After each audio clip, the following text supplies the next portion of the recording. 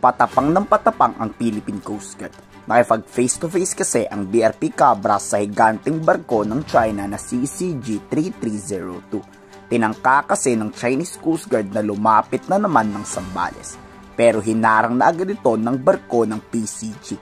Makikita nga sa video na harap-harapang talagang kamuntikan na namang magbanggaan. Pero itong China, akala ko ba matatapang?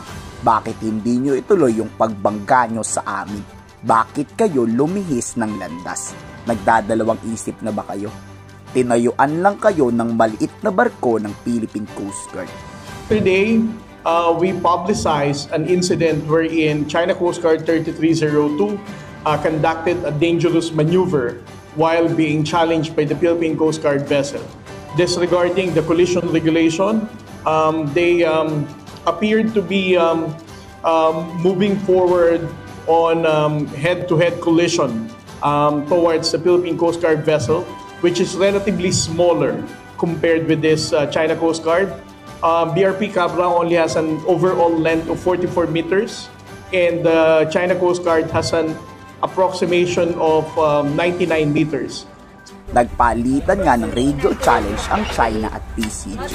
Ayon kay Commodore Tariela, pinalayas na to ng Philippine Coast Guard. Sinabi na umalis kayo dahil teritoryo to ng Pilipinas at wala kayong karapatang magpatrol dito. Arbitral Award and of course the Philippine Maritime Zones Act.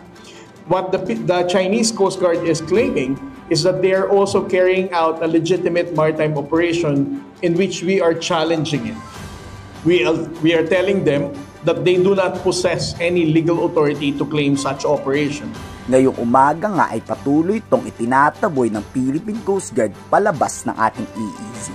Sinusundan ng bawat galaw, baka mamaya bumalik na naman. Alam nyo na gaya ng dati, napalayas naman natin yung Chinese monster ship. Pero bumalik din agad. Dito sisiguraduhin na ng PCG na hindi na mauulit ang nangyari noon at hindi na makakalapit pa ng Zambales. This morning, as an update, the China Coast Guard 3302 is monitored to move farther away at a distance of 96 to 98 nautical miles off the coast of Palawig, Zambales as of 7 a.m. in this morning. I would like to once again emphasize that BRP Cabra is conducting an hourly radio challenge to the China Coast Guard vessel. We have to do this in order for the international community to be aware that the Philippines is not allowing China to normalize this kind of illegal patrol that they're conducting off the coast of Zambales. And for us to prove that, we need to challenge them to radio and also to publicize such unlawful activity of the People's Republic of China. Ano kaya ang pakay ng China sa Zambales? Tinitiktikan kaya nito yung naval base sa may Subic? Ano sa palagay nyo? Tama naman ano?